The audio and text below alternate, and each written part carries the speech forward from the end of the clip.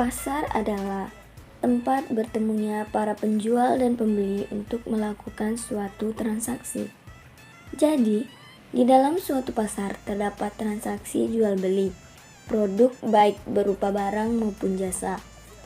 Pasar dapat diartikan lebih luas. Artinya, pembeli dan penjual tidak harus bertemu di suatu tempat untuk melakukan suatu transaksi. Tetapi, cukup dengan sarana elektronik dan media lain seperti telepon dan internet.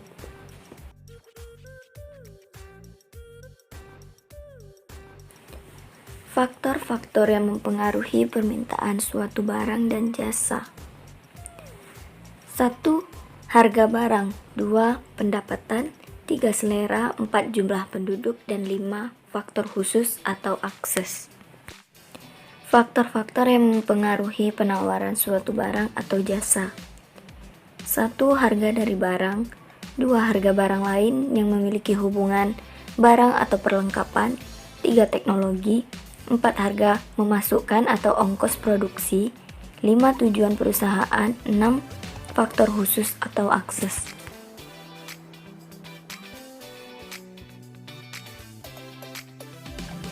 Pemasaran merupakan upaya untuk menciptakan sebuah penjualan produk kepada berbagai pihak tertentu. Pemasaran berusaha menciptakan dan melakukan pertukaran produk baik barang maupun jasa kepada para konsumen di pasar.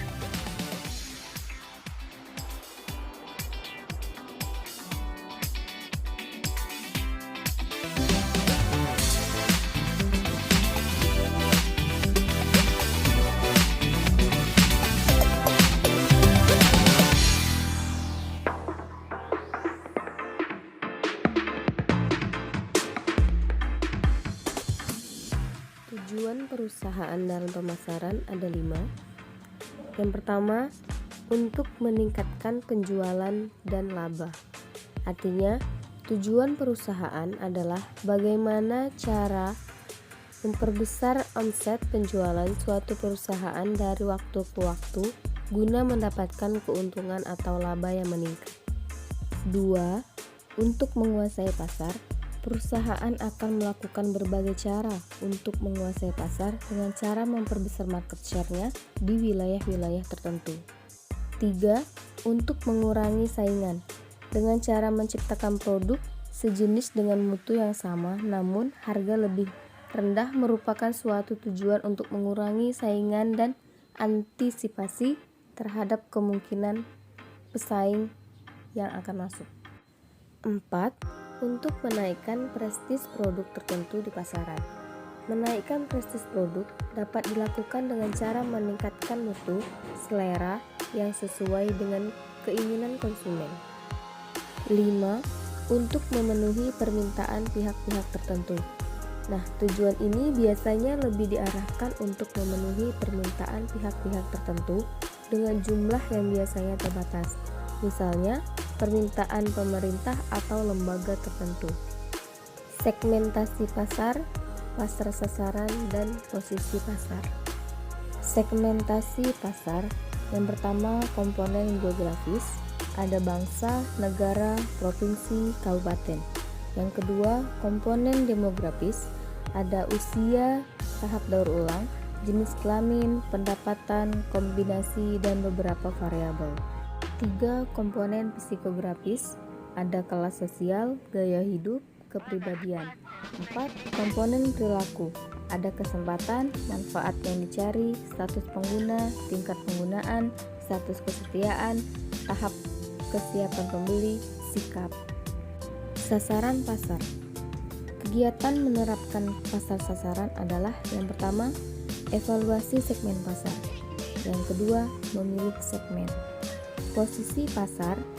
Untuk menentukan posisi pasar ini terdapat 3 langkah. Yang pertama, mengidentifikasi keunggulan kompetitif. Nah, jika perusahaan dapat menentukan posisinya sendiri sebagai memberikan nilai superior kepada sasaran terpilih, maka ia memperoleh keunggulan komparatif. 2. Memilih keunggulan kompetitif. Jika perusahaan tidak menentukan beberapa keunggulan kompetitif yang potensial, Selanjutnya harus memilih satu keunggulan kompetitif sebagai besar bagi kebijaksanaan penentuan posisinya. 3. Mewujudkan dan mengkomunikasikan posisi. Perusahaan harus memutuskan untuk membangun posisi atas dasar mutu dan layanan yang lebih baik. Suatu perusahaan harus mewujudkan posisi itu.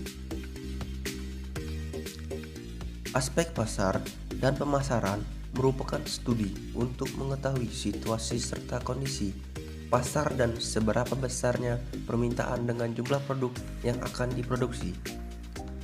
Pada zaman sekarang ini, banyaknya persaingan pasar membuat studi kelayakan bisnis sangat dibutuhkan. Adanya studi kelayakan dan pertimbangan-pertimbangan yang terjadi akan membuat bisnis berjalan sesuai dengan yang diharapkan. Aspek pasar dan pemasaran merupakan salah satu aspek terpenting dalam studi kelayakan bisnis. Jadi, hidup matinya suatu perusahaan ditentukan oleh aspek pasar dan pemasaran. Aspek pasar dan pemasaran harus diteliti secara benar agar semua tujuan perusahaan tercapai, karena kalau tidak benar bisa saja kondisi perusahaan akan terancam.